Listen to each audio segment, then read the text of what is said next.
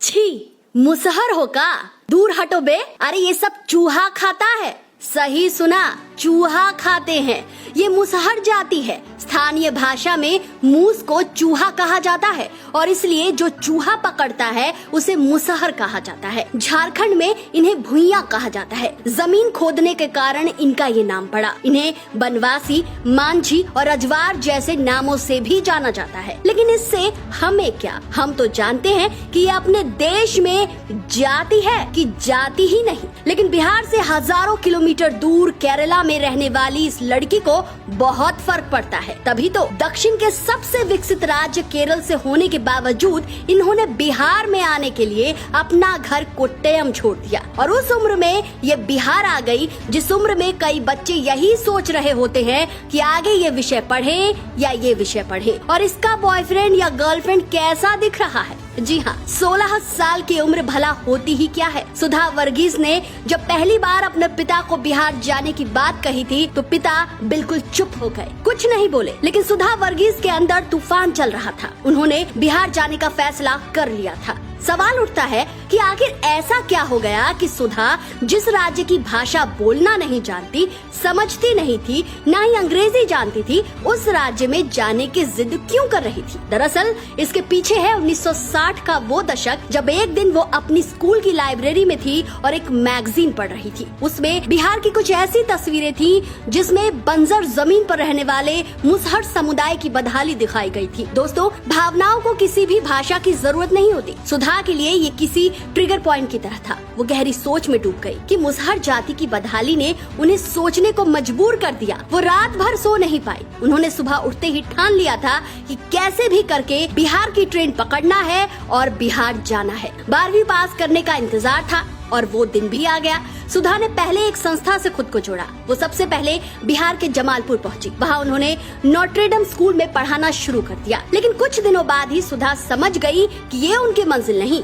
इस स्कूल में तो संपन्न घरों के बच्चे पढ़ते हैं। यहाँ वो नहीं हो सकता जिसे सोचकर उन्होंने केरला छोड़ा था। बस फिर क्या था, जमालपुर भी छोड़ दिया, पटना चली गई। यहाँ मुसहर इलाके में रहने लगी। 1987 तक आते आते उन्होंने नारी गुंजन संस्था से खुद को जोड़ा, जहाँ वो मुसहर जाति के बच्चों को पढ़ाने और जागरूक करने का काम करती थी। लेकिन मुसहर जाति के बीच काम करने के दौरान उन्हें पता चला कि यहाँ सिर्फ पिछड़ेपन ही नहीं बल्कि हरासमेंट और हिंसा से जुड़े कई मामले भी इस जाति से जुड़े हुए हैं। सुधा ने संस्था में काम करते हुए 2 साल बाद लॉ की डिग्री ली। यही नहीं, उन्होंने पटना के नजदीक दानापुर में लाल कोठी के टोला यानी जहाँ गाय भैंस रखते हैं वहाँ प्रेरणा नाम के एक स्कूल की भी शुरुआत की। बाद में आसपास के लोगों ने जब ये देखा कि दूर दक्षिण से एक लड़की यहाँ इतना कुछ कर रही है, साइकिल से 50 किलोमीटर की यात्रा करके यहाँ पढ़ाने आती है, तो वो भी मदद के लिए आ गया। कुछ सरकारी मदद भी मिली। सुधा चाहती थी कि मुसहर जाति की लड़की ज्यादा से ज्यादा स्कूल में पढ़े और हुआ भी यही। 125 मुसहर जाति की लड़कियों ने यहाँ दाखिला लिया। लेकिन ये सब इतना आसान नहीं था। सुधा को सामाजिक ताना बाना समझ आने लगा था। वो अपनी आंखों के सामने देखती कि कैसे 2 कुर्सियों में से एक पर उच्च जाति के लोग बैठ जाते, लेकिन मुसहर जाति के लोग ऐसी हिम्मत भी नहीं जुटा पाते। भले ही एक कुर्सी खाली ही क्यों न रह जाए, हर हाल में मुसहर जाति का आदमी नीचे ही बैठता। यही नहीं, ये लोग उच्च जाति या दबंगों को कुछ कहने से डरते थे। चुपचाप इनके खेतों में काम करते। इन्हें खेतों में काम करने के बदले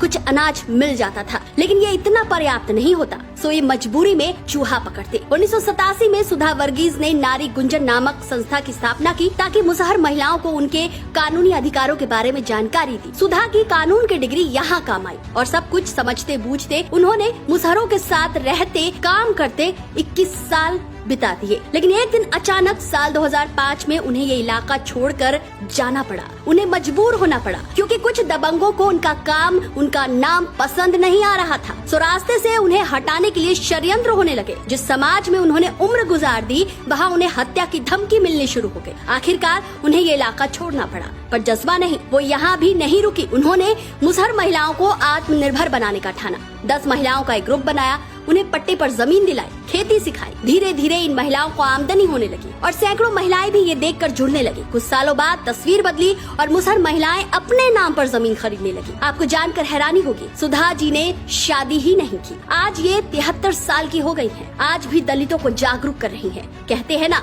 कि तपस्या कभी बेकार नहीं जाती। सुधा वर्गीस को उनकी तपस्या का फल मिला। 2006 में उनके निस्वार्थ काम को पहचान मिली और इसी साल उन्हें पद्मश्री मिला। जीवन के 30 से अधिक वर्षों को किसी वर्ग को ऊपर उठाने के लिए समर्पित कर देना आसान नहीं होता दोस्तों। 1960 के दशक में एक लाइब्रेरी से शुरू हुई सुधा की सोच ने क्या से क्या कर दिया। समुदाय के अत्यधिक सामाजिक पिछड़ेपन को एसी कमरों में पॉलिसी बनाकर दूर नहीं किया, न ही किसी नेता की तरह बड़े बड़े भाषण देकर, बल्कि उनके बीच रहकर उन्होंने ये सब किया। जरूरी नहीं कि आपके हालात बुरे हों तभी आप किसी के दर्द को महसूस कर सकते हैं। सुधा तो केरल से आती थी, वहाँ उन्होंने ये भेदभाव नहीं देखा था, लेकिन एक मैगजीन ने उनकी अंतरात्मा को हिला कर रख दिया और 1965 में गरीबों और वंचितों के लिए काम करने के लिए वो बिहार चले गए। इसके लिए उन्होंने अपनी भाषा पर काम किया, अंग्रेजी और हिंदी सीखी। मुसहर महिलाओं के खिलाफ लंबे समय से चले आ रहे अन्याय के खिलाफ उन्होंने 1987 में नारी गुंजन नामक संस्था की स्थापना की। उन्हें पढ़ाने के लिए स्कूल खोला। उन्होंने देखा कि महिलाओं को अपने कानूनी अधिकारों के बारे में कोई जानकारी ही नहीं थी। वो इस बात से अनभिज्ञ थे कि बलात्कार और यौन शोषण जैसे अपराध हैं, जिनकी सूचना देना आवश्यक होता है। यही नहीं,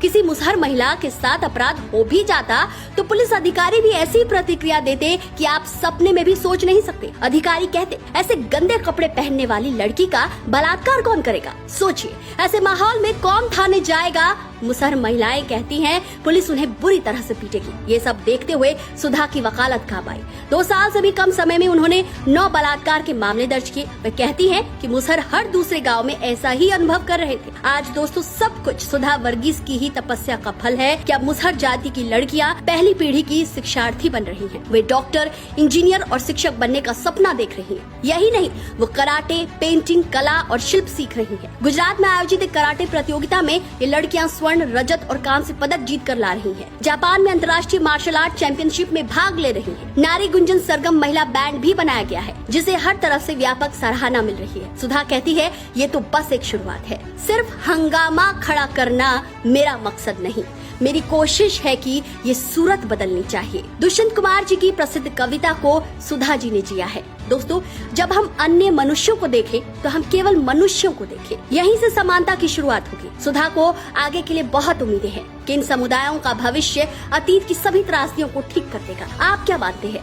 वीडियो आपको कैसा लगा कमेंट करके जरूर बताएं। वीडियो अगर पसंद आया है तो पेज को लाइक और सब्सक्राइब जरूर करें। साथ ही आपको हम यूथ आइकन ऑफ इंडिया का मंच दे रहे हैं। आइए अपनी कहानी कहिए जो किसी की प्रेरणा बने। अगर ऐसा संभव न हो तो फेसबुक पेज पर हमारी ईमेल आईडी दी गई है, अपनी कहानी आप वहां भेज सकते हैं।